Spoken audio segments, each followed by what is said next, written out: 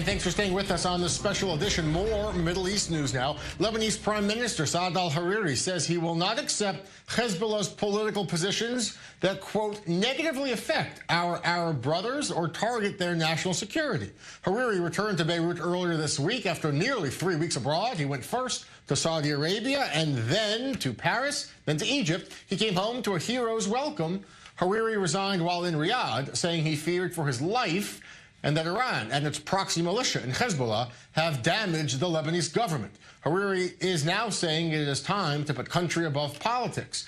Iran financed Hezbollah's political arm yesterday released a statement saying they believe Hariri's return to be a positive development that does signal a return to stability for the country.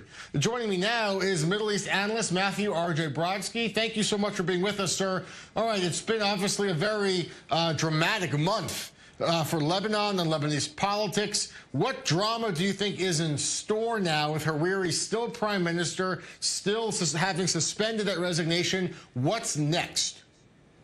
Well, what's next is, newsflash: Iran won of the big battle in Lebanon and politics that's been waging for over a decade at least, between Saudi Arabia, Sunnis, and between Iran and Hezbollah. Iran has won. So any of these moves that you see from Hariri or his side or from Saudi Arabia, these are all coming years too late to actually affect any change. So when we say stability will return to Lebanon, what we're actually saying is that stability in the form of Hezbollah and Iranian domination over Lebanese politics. That is what the status quo is, and that's what will be returned to. You can see what just the effort that he had, with Saudi Arabia pressuring Hariri also to step down. This, he wasn't even able to continue doing that. Yeah. And for him to have even said that, oh, this is a big problem that Iran is controlling the government, he knew that before he took the post of prime ministership a year ago. A lot of drama still in store. Stay with us, Matthew, because we're going to touch on Syria now. Iranian President Hassan Rouhani told Syrian President Bashar al-Assad in a phone call this week he is very satisfied with the results of the trilateral summit in Sochi. Iran already has signed large economic contracts with Syria, already reaping big rewards for helping Assad in his fight against the rebels. The Iranian Revolutionary Guard sent advanced weapons and thousands of soldiers to help prop up Assad's regime. That 6-year civil war in Syria has killed hundreds of thousands of people, forced millions more to flee.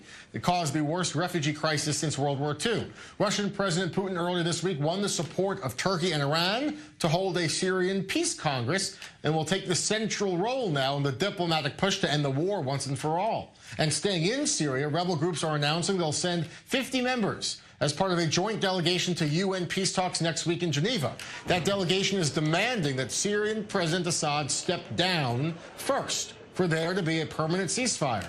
Putin says Russia, Turkey, and Iran are all open to rewriting the Syrian constitution and helping hold possibly new elections. Putin is calling for all sides, even the Assad government, to make concessions. UN negotiators are also asking both sides to come to the table without preconditions.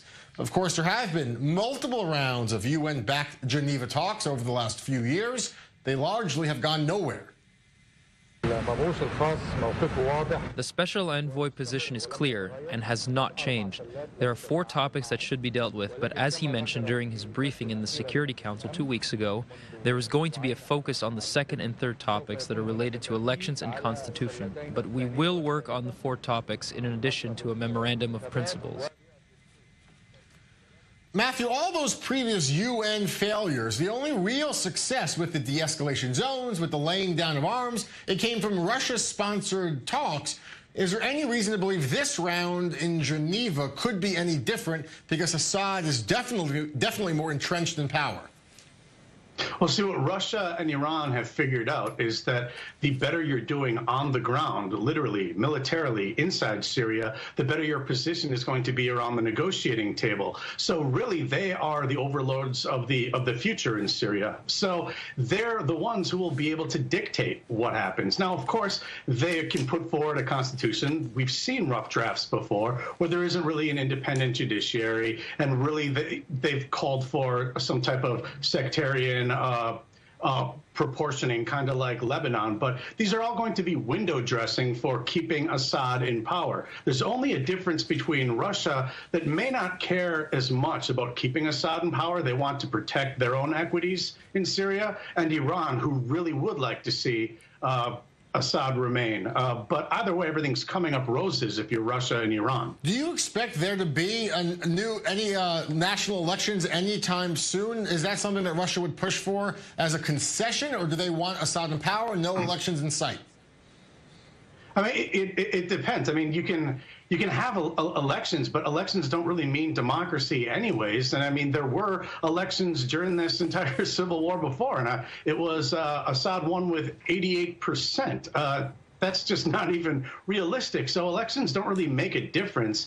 Coming up with institutions and, of course, not having Assad in power would make sense if one was in the large opposition or the United States or in an anti-Iran camp. But again, the United States really just doesn't have a strong position or a large amount of leverage here because we're doing everything from so far away, and everything that we're doing is, essentially amounts to very little, just working with the Kurds, who we pretty much announced that we're going to turn away from. So this is all in Russia's hands. And yeah, we'll see a lot of veneers and fig leaves. All right, Matthew, thanks so much for that analysis. Thanks for being with us on this special edition. We're going to move now to Pakistan, where police today are battling stone-throwing Islamist activists over a massive protest in the capital of Islamabad.